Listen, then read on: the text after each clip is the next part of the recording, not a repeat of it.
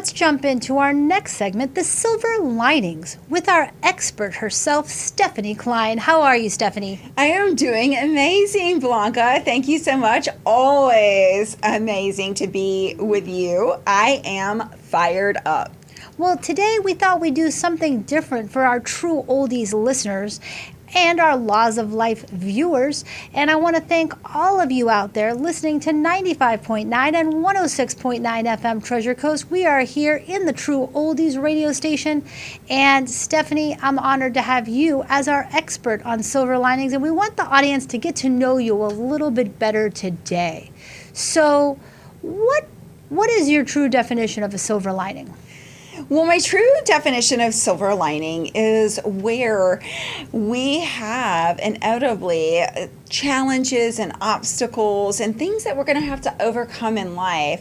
And the silver lining is always where you can see just past the cloud in the sky, the sun shining back behind it. So you can see that sliver, that silver lining just beyond the gray cloud. And so for the silver linings for me is where we really remind people each and every week to focus not on the cloud, but on the silver lining behind the cloud. I like that. And finding the rainbow and looking for the positive in the negative in every situation in life. Yes. And I know that's difficult, especially when really terrible things happen, such as, you know, the death in a family, or God forbid somebody gets sick. It's so hard to see the positive in those situations that can often seem irreversible. What's your advice on how to find the silver lining in those tougher scenarios?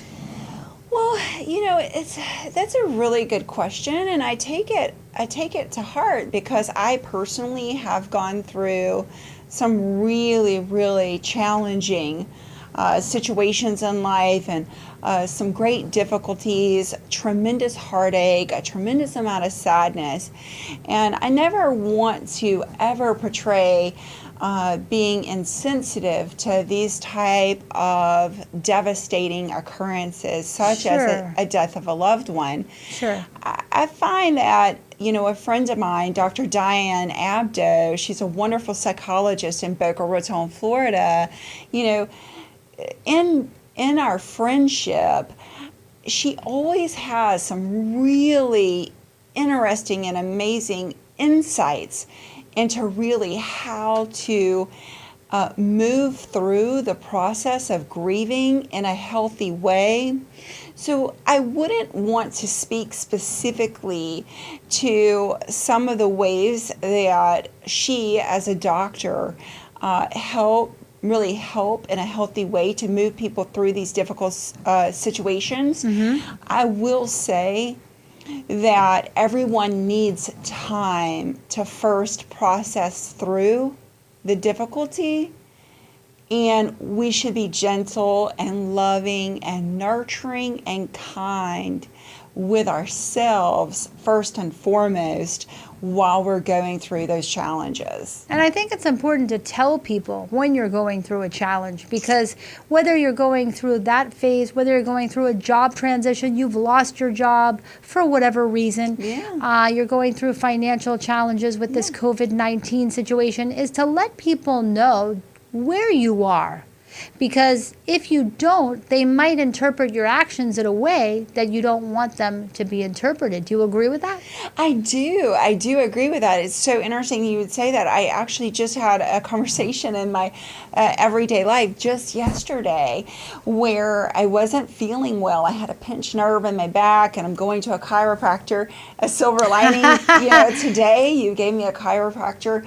And so, you know, I wasn't feeling really well, and I was having a conversation with someone else, and they really, they were like, well, you always have everything together, and you're always on point, and all of these things. And they were like, well, I knew something was off, but I just thought, she's always got it together. And I thought it was very interesting because in that situation, she said, well, how would I know? I had no idea that you had this pinched nerve in your back or that you weren't feeling well, because I don't speak that. I don't go around speaking that I don't feel well in a particular day.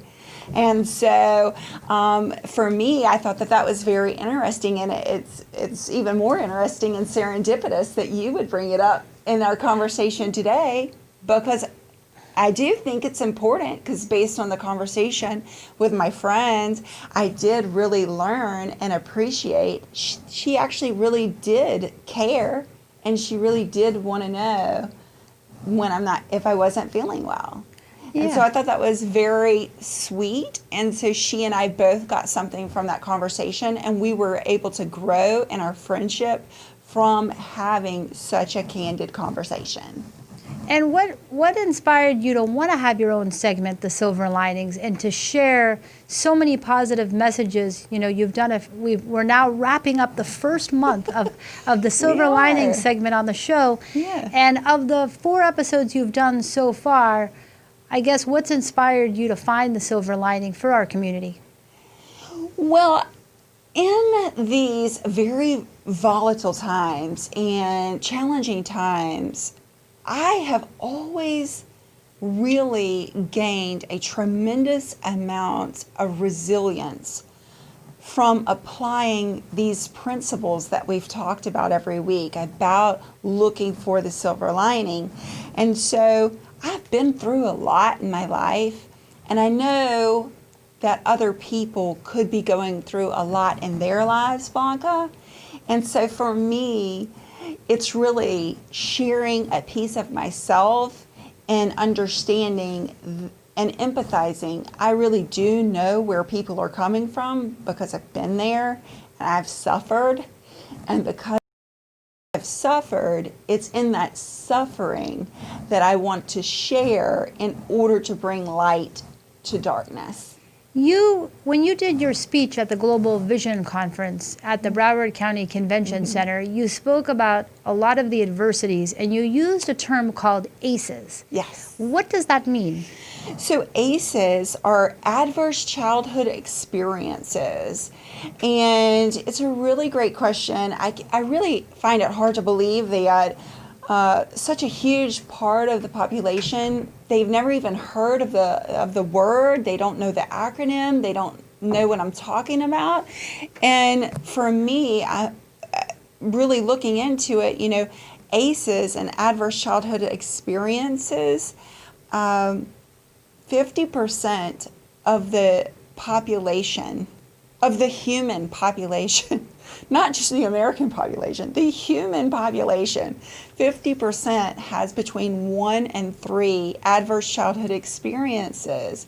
So that means 1 out of 2 of us walking around, if you have 2 people right next to one another, one of them has had an ACE. The chances are that person has suffered some type of adverse childhood experience that has really made them who they are in that moment. So we're talking a child of an alcoholic, child of a parent that's been convicted or been sent to prison, child of sexual abuse. So many of us has suffered, and you have suffered how many ACEs? 7. And yet you were able to overcome those ACEs and acquire 3 degrees. You have a Master's of Business Administration. You have a Master of Public Health. And what's the third one? A Master's in Public Health Administration. So you've achieved 3 degrees. You've achieved a high level of education. I guess the question I have is, with all those ACEs, with all of those, how did you come out so positive? Well, there's a point in everyone's obstacles. There is a crossroad where in that moment you are faced with having to decide whether you're going to move forward in a positive direction and still reach for your dreams, still reach for your goals, and really stay true to who you are and your heart's desires? Or will you turn to maybe drugs? Or will you turn to alcohol? Or will you turn to overeating? Or will you turn to another unhealthy habit or behavior? And so it's in these moments of hardship and challenges that we really have to sometimes say, I'm going to overcome myself in spite of myself. I want to. There's many times that people, I'm sure, that are listening, certainly in my life, there are many times that I would maybe perhaps have wanted to have a pity party, but I had a rule.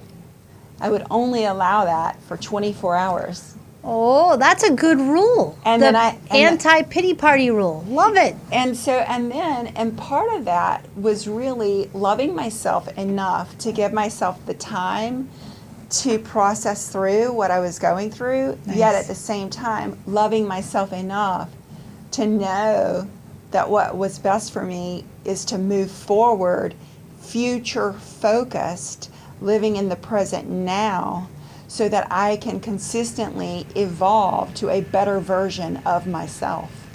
Well, you are truly an inspiration, and we are blessed that you are going to be our silver lining specialist through the end of our season. So through the end of February, every Wednesday night, Stephanie will be with us, hosting the Silver Linings segment, sharing silver linings in the area of business, the stock market, life, love, a whole virtual buffet of silver linings.